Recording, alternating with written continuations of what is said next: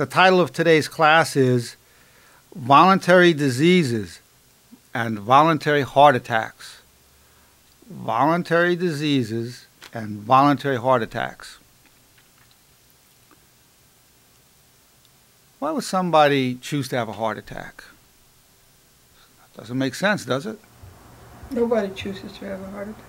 Oh, but the point I'm making is that people are voluntarily choosing to have heart attacks. I'm making a radical statement. Let's start off with the heart attack, and we'll talk about voluntary diseases in the bigger picture. Why would somebody choose to have a heart attack? And what do I mean by saying voluntary heart attacks? People making choices to have heart attacks. This is not to say, even though they choose it, not to say when they're having it, they're still surprised.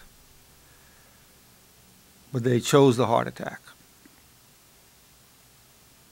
Now you have involuntary heart attacks. You have people who really take care of themselves, but just had some really genetic defects and they have a heart attack. That's an involuntary heart attack.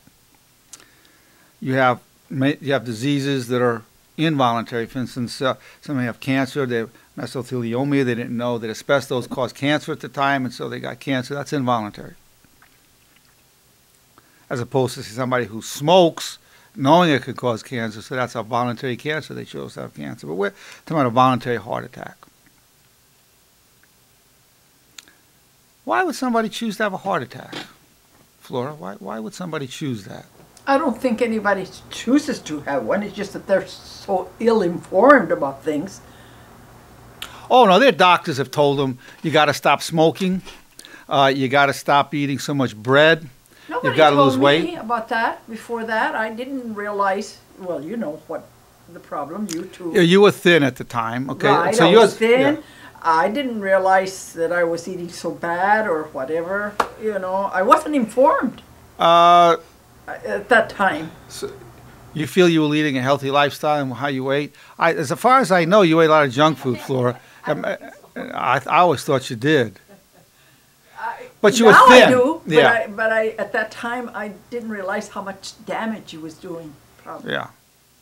So you didn't feel you chose your heart attack? No. Okay. Okay. And it probably was voluntary, like you say, but I don't. So yours is voluntary through your lifestyle, but it's through you're claiming ignorance. Ignorance. Ignorance. You're claiming ignorance. I've got some question mark around your ears. I have some question mark. And I had a heart attack 12 years ago, and it was voluntary, and it wasn't in ignorance.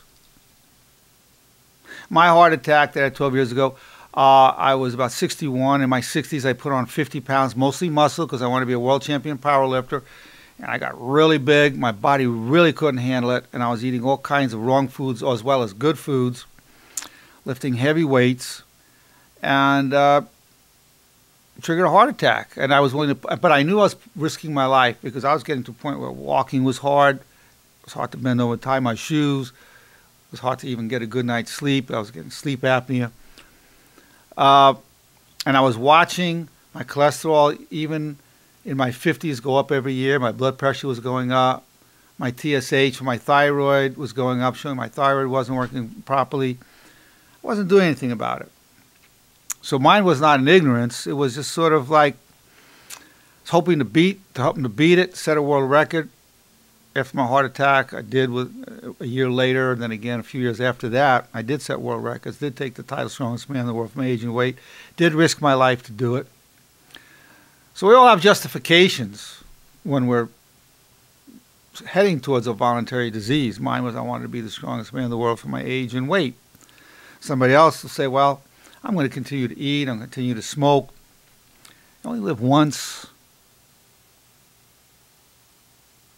When your time is up, your time is up. They have their things they tell them. So I was telling myself these things. I want to take the title, strongest man in the world for my age and weight. But so again, I had a voluntary heart attack with knowledge.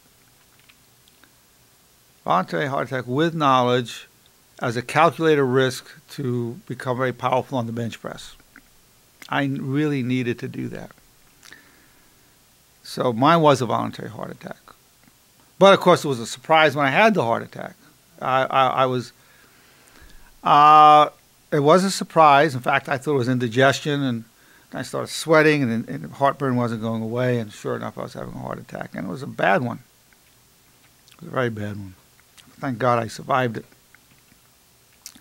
My wife wanted to let's go to the emergency room, let's go. So eventually I said, all right, and we drove there and called the paramedics. So mine was a voluntary heart attack with knowledge. You're claiming yours was a voluntary heart attack without knowledge. Well, halfway. Halfway, aha, okay. Halfway. Halfway knowledge. I knew that I should, because I did cook. We all knew around here that you ate a lot of junk food. I mean, that was the word on you, Flora.